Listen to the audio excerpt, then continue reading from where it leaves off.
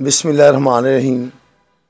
दस्का का बेटा, आपका बेटा मोहम्मद अफसल मंशा, आपकी दुआओं से, आपके भरपूर जो सपोर्ट करने पे मैं तमाम बरादरीज़ का, तमाम ताजर तंजीमों का, वकला का, कराम के पुरज़ोर असरार पर मैंने ये इलेक्शन में हिस्सा लेने का फ़ैसला किया है।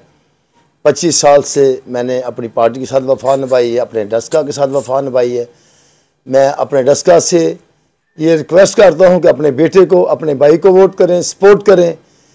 और जो लोग ये कह रहे हैं कि अफसा इलेक्शन छोड़ जाएगा, मैं उनके लिए मेरा वाज़ेह मैसेज है कि अल्हम्दुलिल्लाह डस्का मेरा है, हल्का PP 51 मेरा है।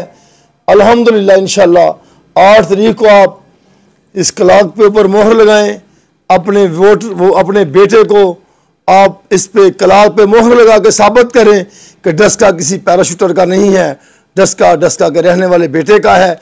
और मैं अपनी माओ बहनों जवानों से ये अपील करता हूँ कि 8 तारीख इंशाअल्लाह डस्का महरूमियों से, डस्का मसालिस्तान से निकालने का वह दिन है।